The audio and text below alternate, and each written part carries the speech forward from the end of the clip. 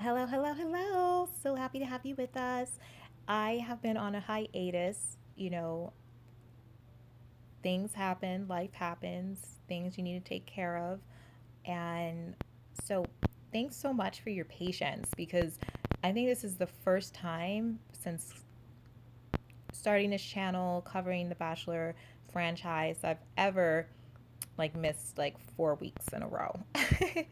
But I'm back and I wanted to just really bring out a quick video about not necessarily getting into every single episode because that would just be a little overwhelming, but we can definitely talk highlights. We can definitely talk at a more macro level about what we've seen so far and just my thoughts about this season in general. So let's get to it. So it's been a while, but because of that, we are down to the final two. The last episode, we did see that one of the ladies got eliminated, but now we're down to Hannah Ann. Hannah Ann in the beginning, she definitely rubbed people the wrong way, especially Victoria P, when she popped that bottle of champagne and caused her to go into a bit of a tailspin because Victoria P was saving that bottle of champagne for a special occasion and she wanted to open it up with Peter for that occasion, but she did not. So Hannah Ann is left. Hannah Ann is from Tennessee. I don't know if I see her with Peter in the end, but I definitely did say that she was going to be pretty much like the top 5, top 3, as well as Madison. Madison is another one who she's actually from Alabama, if I'm correct, and she caught Peter's eye from the beginning. He took her on, I believe, the first date, and that was to meet his parents. So right then and there, I really felt like that was the woman he was going to choose in the end, or she would definitely be top 3, top 2, just because of that. And they had a great time, and he always seemed to kind of come back to her and always seemed to have an affinity for her. So she was definitely someone that I earmarked from the beginning that I felt would definitely be in the end. We can talk about this a little bit more because in the last episode, the last couple of episodes, she gave Peter a very big choice to make. So I'm going to be moving backwards, but Madison gave Peter a very big choice in that she did ask him prior to the fantasy suites to not have any physical intimacy, i.e. sex, with any of the other ladies, and that it was kind of like something she did not want him to do. She also, prior to saying that, disclosed that she was saving herself for marriage and waiting until marriage. And he seemed to take it okay, I guess. But when it came time to go to the fantasy suite, we can tell that something probably did happen with the other ladies, Victoria F. and Hannah Ann. And she kind of, in a roundabout way, inquired if that was the case. And he said yes, in a sense. Oh no, I lost my audio, so guys, I have to record that over. I hope the audio is just as good. But anyway, he said yes, and I think she may have placed him in a tough spot a bit just because she didn't know that potentially could happen coming on this show, and she had her choice, but he made his. But in the end, Victoria F. did go home, so that's why we have the other two women standing, Hannah Ann and Madison.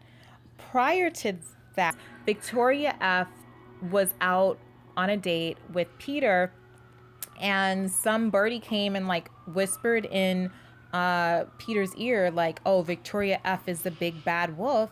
She's ruined families. She's ruined lives. Be careful. Be careful." I lost audio again. So I think the reason why she felt a certain way about him visiting her parents' home is because he was questioning her about it. And, you know, it is a relationship, so they're supposed to be able to talk about these things. However, I think it did hurt Victoria's feelings a bit because here we go again with Peter going every which way, depending on what sort of tips he gets or what sort of tears he sees. And he might go in a direction of those tears or those words. So it's very, this season has been very, kind of like pins and needles to watch with all the surrounding drama and like all of this. It's definitely been a unique season at that. And I'll get into more of that a little later. But he didn't see Victoria F's family, but still he gave her the rose. So Kelsey was the one who went home. I want to talk a little bit more about that. But just to backtrack a quick second, one noticeable absence that we saw for the Woman Tell All before we continue to work backwards was Natasha. Now, Natasha was someone that Peter could go to regarding the whole however she was feeling in the household. He knew that she was assertive. He knew that she was open. He could always go to her and she would tell it like it was, and I believe that was one of the things that really attracted Peter to Natasha outside of looks. And with the whole mini PSA that they did with Rachel Lindsay and the noticeable absence of Natasha, I believe Natasha experienced racism and hate speech, and that's why they did it under the umbrella of a general, all the women are experiencing hate for being and appearing on the show. But I think the reason that they chose Rachel Lindsay, who was not the last Bachelorette, and with the absence of Natasha, my theory is that Natasha experienced a lot of racism. And yes, it is 2020, but this still sadly exists in the States and worldwide. And I am happy that, however, that they did try their best to actually address this mess. Moving back on to the hometowns. Back to the hometowns, Kelsey, because I'm losing audio left and right. Kelsey did say that she loved Peter, but Peter said, "My heart has fallen." Just with that statement, he was already telling women that he was falling in love with him. So I just thought that was kind of like a sign, like, why is he not just saying he's falling in love with her? And she didn't get the rose. Hannah Ann was the first hometown in Tennessee, and against her father cautioning Peter to not tell her that he loved her, he did it anyway, and she actually did agree. I think I solved the reason why my audio is giving me problems. So the first hometown was Hannah Ann, then it was Kelsey, then it was Madison. Madison had a very basketball focused date, and in the last week he had told her that he was falling in love with her, and this week he told her that he was in love with her. The dad kind of alluded to her choice of waiting until marriage, saying, "Oh, she's so pure, how do you feel about it?" But she had not quite yet told him. Victoria F's hometown was a bit of a mess because he didn't actually see her family. But despite him confronting her on the little birdie, telling him that she's ruined lives and all this other stuff, they still made it through that week, and he did give her the rose. prior to that, Madison had another, the week prior to that, Madison did have another one-on-one, and so did Natasha.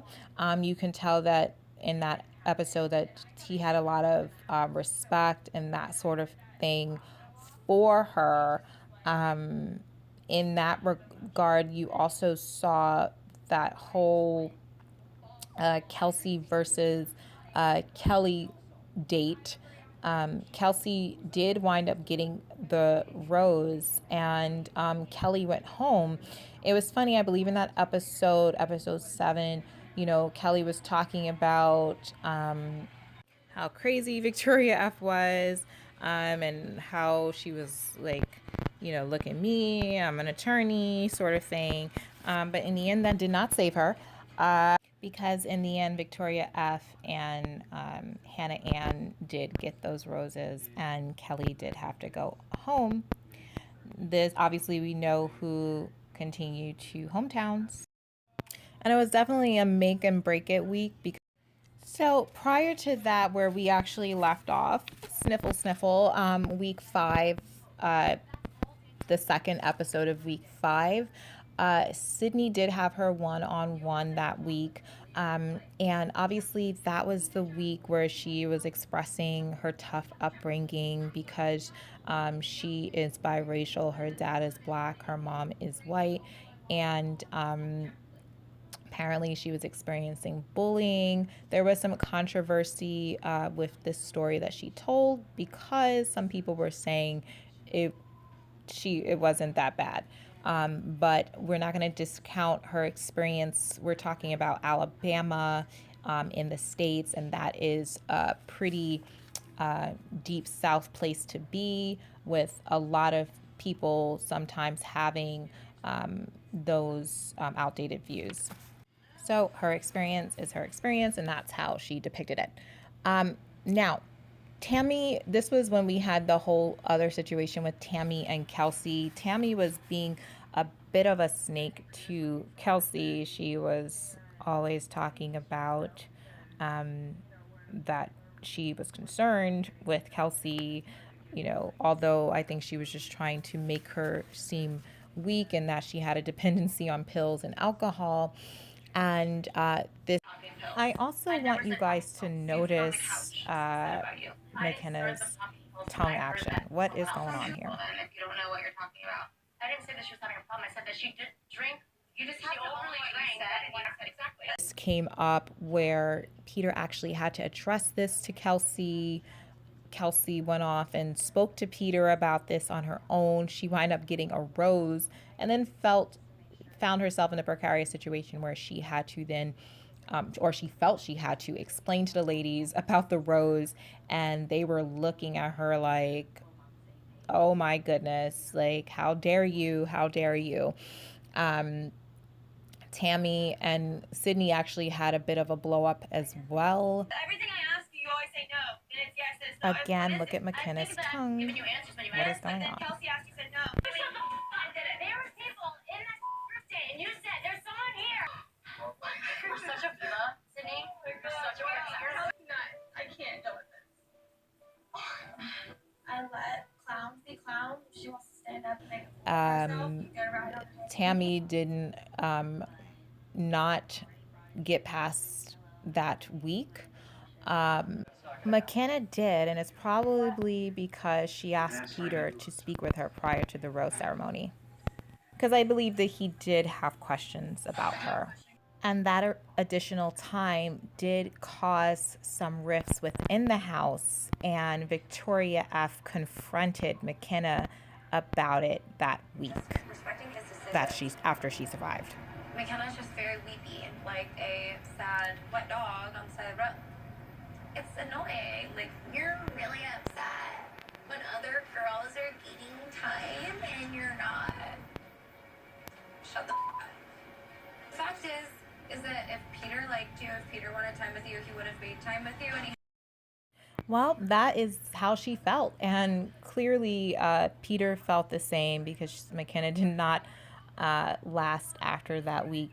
McKenna and Tammy had a 2-on-1 date Tammy did not prevail as she expected, but in the end, McKenna, Cheyenne, and the girl with the red hair did not continue on to week 6 when they went to Peru. So if you want to go back and see what happened in the most recent episodes, you can just replay this video from the start. I just wanted to work my way back since it had been a few weeks, some weeks, maybe about like 4 weeks, 5 weeks since I recorded a video, and now we're getting into the finale, and I will be recording a reaction analysis video to the finale, but I wanted to kind of bring us all up to speed and what we've seen. This season of The Bachelor has been quite of a roller coaster. We've dealt with Peter's ups and downs emotionally in terms of just how he felt about certain women in the house, them coming in the house, going out of the house, him taking sides, him giving roses based on those sides. It's been crazy. And I think with that, it's also been kind of exhausting to see all of this. But in the end, I hope that he does find love. Now, I'm very, very excited about some new developments. And the new developments that I'm excited about are Claire being named as the newest Bachelorette. Yes. Yeah, so I'm really excited about this because like I said, she is on the Bachelor Winter Games, and I don't know if I still have that audio public or not, but I was really happy that she found love, and now she gets a chance at finding love again. This is really like her fourth time really with the franchise finding love.